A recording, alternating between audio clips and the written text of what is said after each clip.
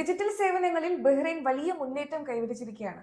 World bank group പുറത്തിറക്കിയ 2025 government tech maturity index report പ്രകാരം Bahrain പ്രാദേശികമായി 2ാം സ്ഥാനവും ലോകതലത്തിൽ 15ാം സ്ഥാനവും നേടി.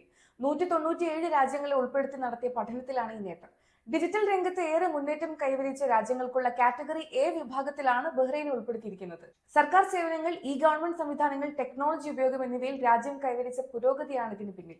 2025 ബഹ്റൈൻ നേടിയ ആകെ ഡിജിറ്റൽ മെച്യൂരിറ്റി സ്കോർ 93.6%.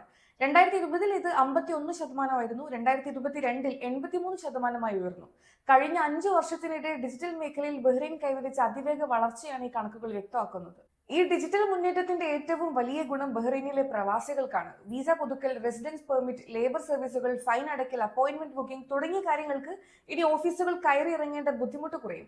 മിക്ക സേവനങ്ങളും ഓൺലൈനിലൂടെയോ മൊബൈൽ ആപ്പുകളിലൂടെയോ ചെയ്യാം. ഇത് പ്രവാസികളുടെ സമയം ലാഭിക്കാൻ സഹായിക്കും. മാത്രമല്ല, അറബിക് അറിയാത്ത പ്രവാസികൾക്കും ആശ്വാസമാണ്. ഇംഗ്ലീഷ് ഉൾപ്പെടെയുള്ള ഭാഷകളിൽ സേവനങ്ങൾ ലഭ്യമാകുന്നതിനാൽ സർക്കാർ കാര്യങ്ങൾ കൈകാര്യം ചെയ്യുന്നതിന് എളുപ്പമാകും. അപേക്ഷകളുടെ സ്റ്റാറ്റസ് റിയൽ ടൈമിൽ അറിയാനും സാധിക്കും.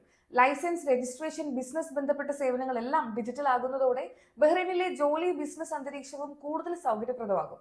ഇത് പ്രവാസി ജീവനക്കാർക്കും സംരംഭകർക്കും ഒരുപോലെ ഗുണം ചെയ്യും.